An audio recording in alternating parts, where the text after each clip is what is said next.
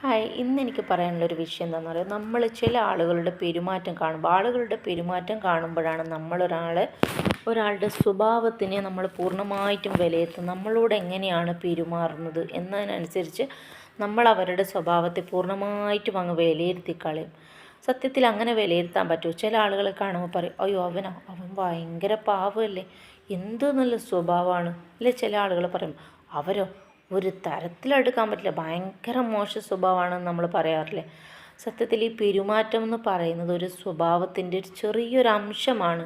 ആ ഒരു അംശം കണ്ടിട്ട് നമ്മൾ ഒരാളെയും പൂർണ്ണമായിട്ടും വിലയിരുത്താൻ പാടില്ല എന്നുള്ളതാണ്.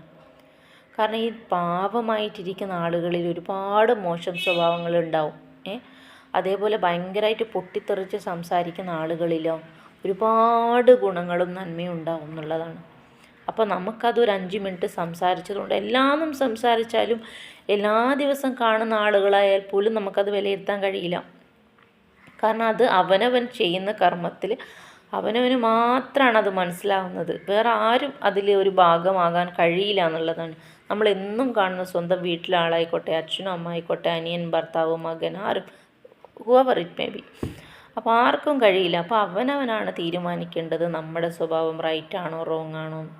അപ്പോൾ അതുകൊണ്ടെന്ന് വെച്ച് കഴിഞ്ഞാൽ നമ്മൾ മറ്റുള്ളവർ പറയുമ്പോൾ നമ്മൾ വിഷമിക്കാണ്ടിരിക്കുക, നമ്മൾ മറ്റുള്ളവരെ വിലയിരുത്തലുകൾക്ക് കൂടുതൽ ഇത് കൊടുക്കാണ്ടിരിക്കുക. കാരണം അവർക്കൊന്നും അറിയില്ല നമ്മൾ ആരാന്നോ എന്താണോ ഒന്നും നമുക്ക് അറിയില്ല.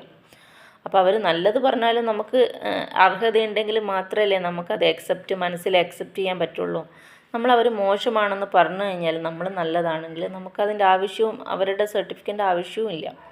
സോ നമ്മൾ ഒരാളെ കണ്ടിട്ട്, ഒരാളുടെ 5 മിനിറ്റത്തെ സ്വഭാവം കണ്ടിട്ട് ദിവസവും പെരുമാറുന്ന രീതി കണ്ടാൽ പോലും നമ്മളുടെ ഒരാളുടെ സ്വഭാവം ഒരിക്കലും പൂർണ്ണമായി മനസ്സിലാക്കി എന്ന് നമുക്ക് വിചാരിക്കാൻ പാടില്ല. അത് പറ്റുകയില്ല.